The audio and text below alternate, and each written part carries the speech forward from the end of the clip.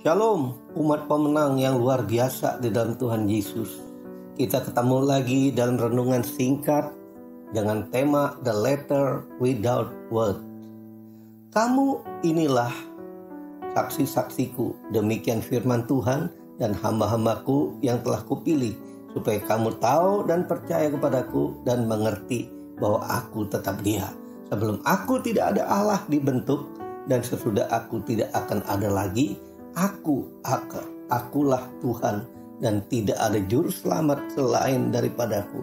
Yesaya 43 ayat 10. Rasul Paulus menyederhanakan Yesaya 43 ayat 10 ini dengan 2 Korintus 3 ayat 2 berkata, kamu adalah surat pujian kami yang tertulis dalam hati kami, dan yang dikenal dan yang dapat dibaca oleh semua orang. Artinya surat terbuka. Hal ini dimaksudkan untuk menyatakan kualitas hidup sebagai orang percaya Tuhan Yesus. Haruslah sama seperti Kristus telah hidup. Sebagai surat Kristus yang terbuka, maka pengikutnya tidak boleh hidup memakai topeng atau munafik. Dari sebelah luar kelihatan baik, tetapi sebelah dalam penuh kejahatan. Bagaikan kuburan, di luar kelihatan indah putih bersih, namun di dalamnya penuh tulang belulang yang busuk. Sikap munafik seperti ini, sekalipun ditutupi, lama-kelamaan akan terbongkar dan menjadi sandungan. Rasul Paulus mengatakan bahwa Anda adalah surat Kristus yang terbuka, yang bisa dilihat dan dibaca semua orang.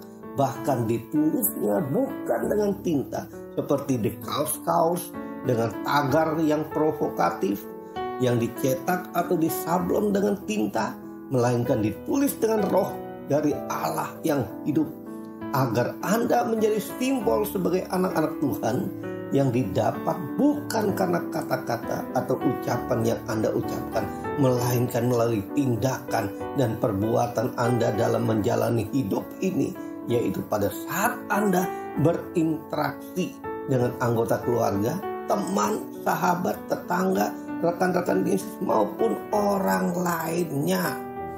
Tuhan menulis dalam hati Anda agar Anda menjadi surat terbuka yang bisa dibaca melalui perbuatan dan tindakan Anda. Oleh sebab itu, Anda sebagai murid-murid Kristus tidak boleh mengisi lembaran-lembaran kehidupan Anda dengan sembrono, agar Anda tidak menjadi batu sandungan bagi orang-orang lain. Sebaliknya, hendaklah hati, pikiran, dan perbuatan Anda terus-menerus diubah untuk menjadi serupa dengan Kristus, sehingga Anda dapat menuliskan surat kehidupan yang baik. Dengan demikian, setiap orang yang melihat dan membaca akan melihat Kristus yang hidup di dalam Anda. Jadi bagaimana cara hidup Anda? Sikap dan tingkah laku Anda, perbuatan Anda, itu semua begitu terang benderang dapat dibaca oleh orang lain. Jadi, adakah Anda mencerminkan Kristus dengan benar? Atau Anda terus-menerus menunjukkan karakter jelek? Hal itu akan menghambat atau mempengaruhi orang lain untuk mengenal Kristus. Mungkin Anda seorang yang rajin beribadah, rajin melayani, selalu menyebut nama Tuhan, tapi Anda selalu berperilaku jelek. Tidakkah itu akan membuat orang-orang mentertawakan Tuhan?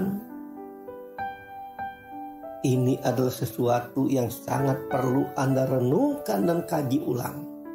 Karena penginjilan yang paling efektif dari orang Kristen bagi orang yang belum percaya adalah melalui hidup orang Kristen itu sendiri.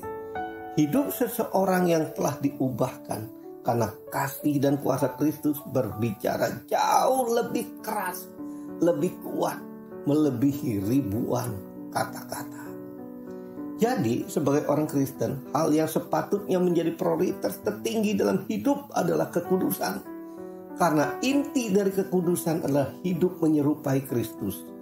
Paulus berkata dalam tujuan utama Allah Bapa adalah menjadikan setiap orang percaya menjadi serupa dengan anaknya. Kalau kita baca dalam Roma 8:29, agar dalam kehidupan ini terus mencerminkan kemuliaan Tuhan bisa kita baca dalam 2 Korintus 3 ayat 18. Melalui kesempatan ini, biarlah Anda bisa memeriksa diri dan menjawab pertanyaan ini. Hidup siapakah yang Anda cerminkan melalui kehidupan Anda? Karena raut muka Anda adalah cermin hati Anda sesungguhnya.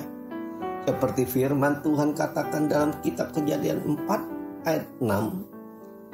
Apakah orang lain melihat Yesus pada raut wajah Anda? Dan apakah hidup Anda sungguh-sungguh telah menjadi surat pujian dan surat Kristus yang terbuka bagi setiap orang? Mari ikuti saya berdoa. Bapa yang baik, Tuhan Yesus yang sangat mengasihiku, aku menyadari sebagai orang percaya, dimanapun aku berada, kemanapun aku pergi, dan kapanpun waktunya, aku sedang mempertaruhkan namamu di mata dunia ini. Melalui sikap, tutur kata, dan perilaku hidupku sehari-hari akan terlihat jelas seperti coretan di lembaran kertas. Bapa, pertolonganmu sangat aku butuhkan. Teruslah Tuhan Yesus, sertai aku sampai akhir pertandingan hidupku. Dalam nama Tuhan Yesus, amin.